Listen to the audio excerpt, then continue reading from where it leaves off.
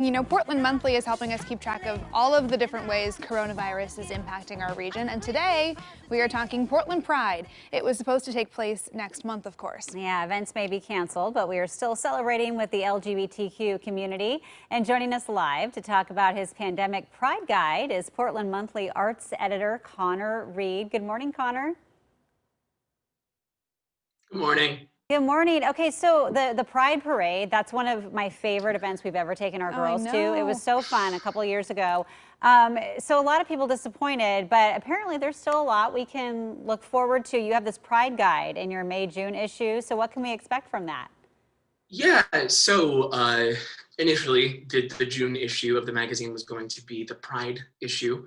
And then we decided that we sort of had to expand the scope of our coverage a little bit and obviously talk about the impact of COVID on various parts of the city. So we retooled a little bit and we sort of pivoted, is that buzzword, pivoted a lot of our stories to focus on that a little bit more. So instead of sort of a broad historical sweep of, what Pride has meant, it's a little bit more focused on what Pride is right now, since we can no longer gather, and so central to Pride and so much, LGBTQ celebration is gathering, being together physically. Obviously, that is not possible right now. So there's an essay, a beautiful essay from a young man named Tom Hilton, who used to go to the Roxy downtown on 11th and Stark, or Harvey Milk now.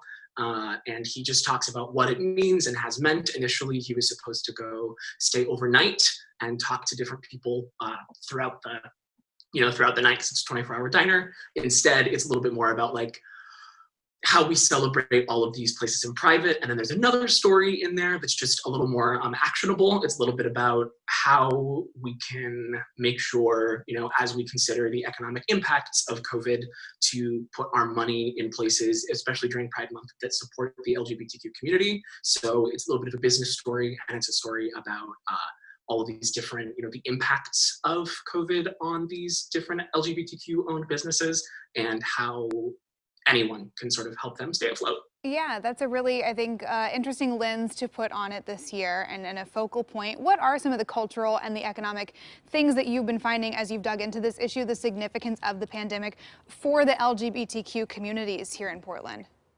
That's a very good question. Yeah.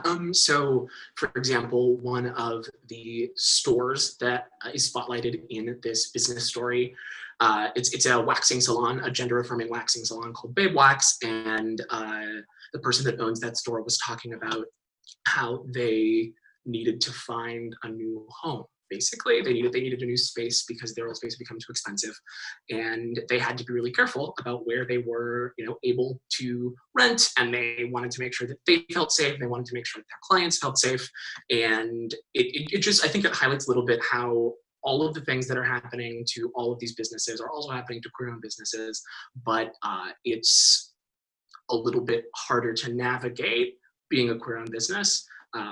As opposed to one owned by someone, maybe a little bit less visibly queer.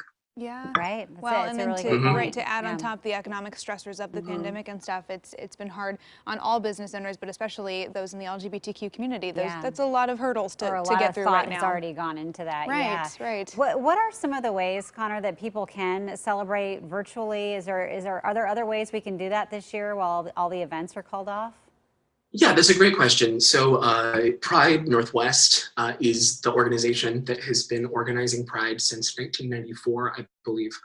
And they already have started filling out their calendar on their website. Obviously, after they postponed the parade on March 23rd, the day of Governor Brown's stay-at-home order. So they've been filling up their calendar with events. There are some live karaoke events, virtually, of course. There are some drag performances, I believe, on the day that the parade was supposed to be. They will be live streaming a recording of the Portland Pride Parade from 1999, which is pretty exciting. Also, I think that a lot of places are still sort of figuring out exactly what they're going to do this month, but I will just say, also being the arts editor, looking at the arts across the city, a lot of people have really been able to do some really beautiful special things online. Just because we can't go to a theater doesn't mean that there isn't theater. And I am, same with music, same with visual art even, I am pretty confident that the LGBT community will be able to find innovative, exciting ways to celebrate and come together digitally. Yeah, absolutely. And I know we'll be keeping a close eye on everything that Portland Monthly is putting out for ways to celebrate as more plans are put into place. Now, Connor, before we let you go, we're almost out of time, but one other topic that I know Portland Monthly has been covering recently is this bike sales boom. We've seen kind of this unexpected surge in people wanting bikes. So how are local bike shops responding? Yeah, so at the beginning of the year, it looked like maybe there was a little bit of a bubble burst and the demand for bikes had sort of gone down a little bit. But obviously, since we've all been stuck inside, that demand has gone way up. So Julia Silverman, our news editor, wrote a wonderful piece about this, and she interviewed Mike Olson, the owner of Bike Gallery. And he just talked about how at the beginning of this, he furloughed some of his employees expecting, a dip in business, and instead has had to hire all of them back and is actually actively seeking more employees because he has, I believe, 10,000 bikes on order right now. Wow. Like all of his shops are cleared out. It's crazy.